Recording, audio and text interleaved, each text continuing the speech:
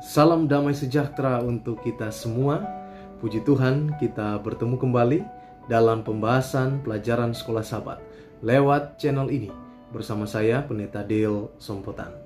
Sebelum kita akan membahas pelajaran Sekolah Sabat kita lebih lanjut, mari kita tunduk kepala, kita berdoa, memohon kuasa Roh Kudus Tuhan bersama-sama dengan kita, agar pelajaran ini dapat kita mengerti dan kita boleh praktekkan itu di dalam kehidupan kita masing-masing. Mari kita berdoa. Bapa di dalam surga, kami datang kepadamu mengucap syukur untuk semua berkat Tuhan dalam kehidupan kami. Saat ini kebutuhan kami akan kuasa Roh Kudus-Mu, kiranya Engkau boleh kirimkan atas kami, sehingga kuasa itu dapat memampukan kami untuk mengerti pelajaran Sekolah Sabat.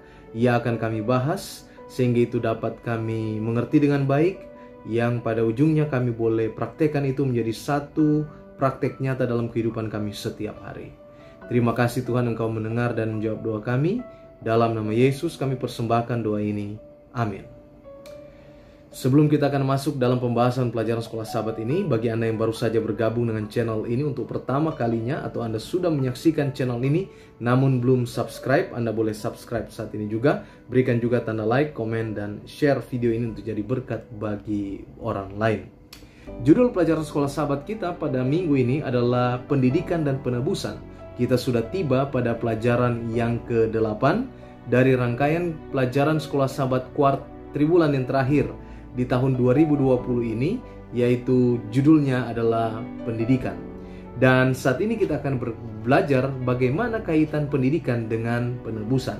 Beberapa ayat Alkitab yang menjadi landasan bagi pelajaran Sekolah Sabat kita sepanjang minggu ini terdapat di dalam Kejadian 1 ayat 26 sampai 27, Yesaya 11 ayat 1 sampai 9, 2 Timotius 3 ayat 14 sampai 17, 1 Raja-Raja 4 ayat 29 sampai 34, Yohanes 14 ayat 17, dan 1 Korintus 2 ayat 1 sampai 16. Ayat hafalannya 2 Timotius 3 ayat 16, segala tulisan yang diilhamkan Allah memang bermanfaat untuk mengajar, untuk menyatakan kesalahan, untuk memperbaiki kelakuan, dan untuk mendidik orang dalam kebenaran. 4 hal lewat pelajaran Sekolah Sabat ini. Di dalam ayat hafalan kita pelajari bahwa Alkitab, tulisan diilhamkan Allah, bermanfaat untuk 1 mengajar, 2 untuk menyatakan kesalahan, 3 untuk memperbaiki kelakuan, dan 4 untuk mendidik orang dalam kebenaran. Poin yang pertama adalah mengajar. Alkitab berfungsi sebagai alat untuk mengajar kita. Dalam proses belajar mengajar tentunya ada murid, ada pula guru. Dan guru di sini adalah Tuhan Yesus sendiri. Dari cerita-cerita Alkitab kita mendapati bahwa ada banyak kisah tentang perjalanan umat Tuhan di atas dunia ini. Bagaimana Tuhan dan umatnya berinteraksi. Dan dalam minggu ini kita akan lihat bagaimana tujuan daripada Yesus berinteraksi dengan murid-muridnya, dan bagaimana tujuan besar daripada rencana penebusan itu untuk manusia yang telah berdosa. Kita akan buka pelajaran ini dengan pelajaran pada hari Minggu untuk mematangkan konsep kita menyangkut penebusan. Judul pelajaran hari Minggu adalah Menurut Gambar Allah. Berbicara tentang penebusan, kita harus mundur sedikit terlebih dahulu untuk mempelajari fondasi dari segala sesuatu, yaitu penciptaan manusia itu sendiri yang akan ditebus oleh Tuhan. Dalam proses penciptaan yang dicatat di dalam Kejadian 1 ayat 26 dan 27, di sana kita memahami dengan jelas bahwa ada 2 kata di sana, manusia diciptakan menurut gambar Allah. Ini 2 kata yang saya maksudkan, menurut gambar Allah, 2 kata. Dan ini menjadi satu frasa yang sangat menarik untuk ditafsirkan oleh berbagai ahli Alkitab di seluruh dunia ini. Apa maksudnya diciptakan menurut gambar Allah? Apakah memang kita ini adalah fotokopi dari Allah? Ataukah ada penafsiran yang lain? Yang jelas bahwa karena kita diciptakan menurut gambar Allah, lalu kemudian kita jatuh ke dalam dosa, maka tujuan dari pendidikan adalah memulihkan kembali gambar Allah itu. Memulihkan citra Allah yang telah rusak di dalam diri manusia. dalam buku seri Membina Keluarga jilid 3 halaman 12 sampai 14, Ellen White menuliskan di sana satu tujuan pendidikan, yaitu mengembalikan manusia pada gambar atau citra daripada Pencipta. Jadi yang pertama kita harus ingat bahwa Allah membuat kita memiliki satu hubungan yang sangat erat dengan Dia. Lewat frase gambar Allah, kita memiliki satu hubungan yang sangat erat dengan Allah. Karena kita diciptakan menurut gambar daripada Allah. Kisah penebusan merupakan satu kisah pendidikan dari penciptaan sampai inkarnasi. Apa maksudnya inkarnasi? Inkarnasi adalah penjelmaan Allah menjadi manusia, dan dari inkarnasi kepada penciptaan kembali. Dan di sana Allah adalah guru kita dan sorga adalah sekolah untuk segala zaman. Ini adalah satu pelajaran penting ketika kita mau mempelajari tentang penebusan. Maka penciptaan menurut gambar Allah merupakan satu fondasi yang paling penting untuk kita boleh mengerti bagaimana saudara dan saya ini diciptakan oleh Allah. Yang berikut di pelajaran hari Senin, judulnya adalah Yesus sebagai Guru. Kita ketahui bersama bahwa selama Yesus di atas dunia ini, Dia dipanggil Tuan, Dia dipanggil Rabi, dan itu semua itu artinya adalah Dia dipanggil sebagai seorang guru. Ketika Dia bertemu dengan Nikodemus, Yesus dipanggil sebagai seorang rabi atau sebagai seorang guru. Nah, di sini kita mengidentifikasi bahwa sebagai seorang guru, maka Yesus punya kapabilitas untuk mengajarkan firman, untuk mengajarkan orang, untuk mengajarkan sesuatu kepada orang. Dan tentunya karunia untuk mengajar ini adalah karunia yang berasal dari Allah. Dan ini adalah tugas yang istimewa yang diberikan kepada Yesus. Dan Yesus bukan hanya memiliki karunia untuk mengajar, tapi Dia memiliki karunia ilahi, Dia memiliki otoritas ilahi untuk menyampaikan pengajaran ini kepada semua manusia. Profesi mengajar, pekerjaan mengajar merupakan satu profesi yang sangat cocok dengan apa yang Yesus lakukan di atas dunia ini. Pelajaran hari Selasa, kita membahas tentang Musa dan para nabi. Bagaimana kita melihat Musa dan para nabi ini dari konteks 2 Timotius 3 ayat 14 sampai dengan 17. Ini mengajarkan kepada kita tentang peranan Alkitab dalam pendidikan Kristen. Nah, kita ketahui bersama bahwa Musa adalah penulis 5 kitab pertama di dalam Alkitab, yaitu kitab Taurat dari Kejadian sampai dengan Ulangan. Dan di sini kita melihat bahwa kitab Taurat ini rupanya merupakan kitab yang berisi tentang pengajaran atau instruksi-instruksi. Jadi ada peraturan-peraturan di sana, ada instruksi-instruksi yang dibuat di sana, dan ini semua diberikan Tuhan lewat Musa untuk Musa tuliskan di dalam bahasa manusia. Memang ada buku-buku yang lain juga, ada buku-buku nabi-nabi kecil, nabi-nabi besar, ada buku syair di dalam Alkitab, tetapi Musa dan para nabi ini ditugaskan oleh sorga untuk menuliskan akan pelajaran-pelajaran yang penting, yang isinya adalah instruksi, yang isinya adalah pengajaran untuk membuat manusia menjadi lebih baik. Beberapa orang mungkin bisa mengatakan bahwa tidak semua bahan pelajaran yang ada di dalam kitab-kitab Musa atau kitab-kitab nabi-nabi kecil, nabi-nabi besar, kitab syair itu dapat diaplikasikan di dalam kehidupan kita di zaman ini.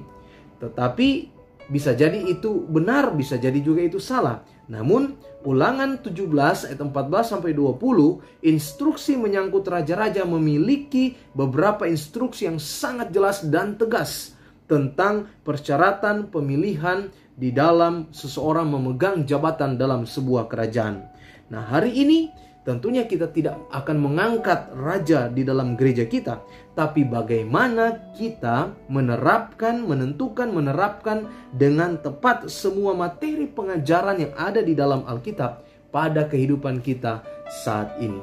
Memang kita membaca beberapa situasi dan kondisi di dalam kitab-kitab ini yang mungkin cocok dengan waktu di mana itu ditulis di zaman raja-raja. Tetapi tentunya tetap ada pelajaran-pelajaran rohani yang dapat kita ambil untuk kita boleh aplikasikan di zaman sekarang ini. Jadi buku yang ditulis oleh Musa, Taurat, dan beberapa nabi-nabi, nabi besar atau nabi kecil di dalam Perjanjian Lama berisi pengajaran penting, instruksi penting yang boleh kita maknai untuk kita dapat praktekkan, turuti di dalam kehidupan kita di zaman kita sekarang ini.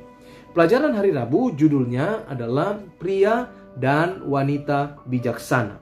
Tentunya kalau kita dengar kata bijaksana, maka kita langsung ingat dengan raja yang paling bijaksana yang pernah hidup di atas dunia ini. Siapa dia? Tidak lain adalah Raja Salomo.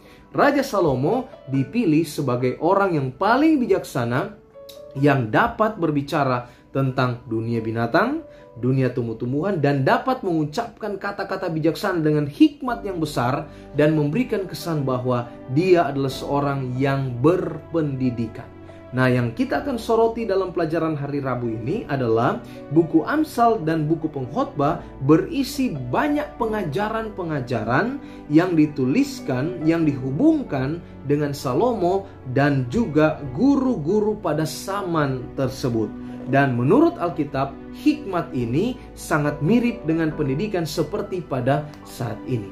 Jadi membutuhkan hikmat, kebijaksanaan untuk kita dapat mempraktikkan nilai-nilai kehidupan ini lewat pengajaran-pengajaran yang kita terima. Dari sisi teori, kita kemudian praktekkan itu di dalam kehidupan kita setiap hari. Menurut Yeremia 18 ayat 18, peranan guru yang bijaksana dianggap setara dengan peranan imam dan nabi.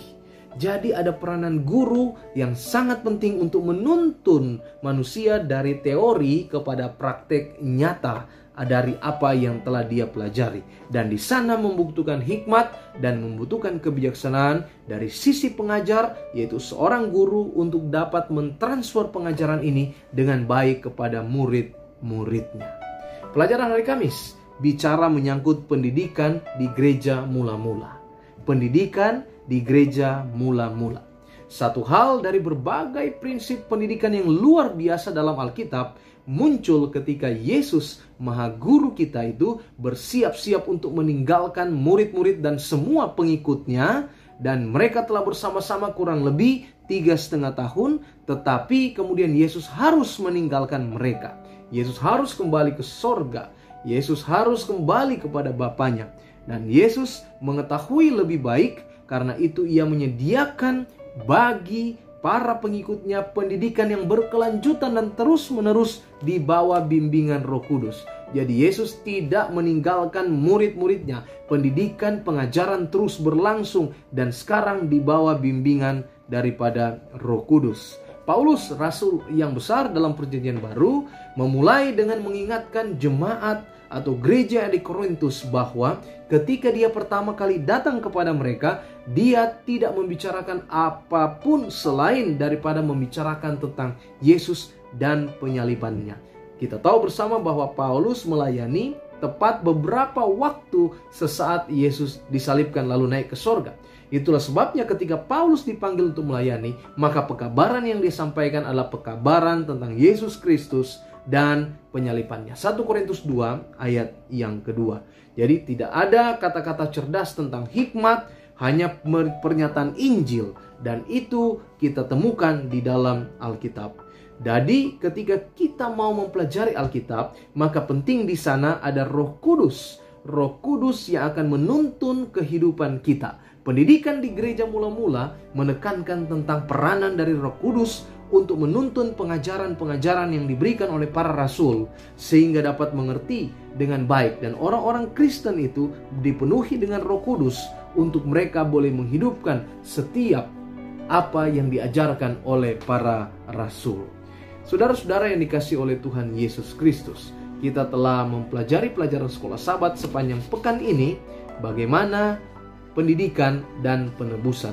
Satu hal yang pasti bahwa pendidikan adalah hal yang harus terus-menerus kita terima dari Guru Agung kita, yaitu Yesus Kristus. Pengajaran itu sudah ada di dalam Alkitab.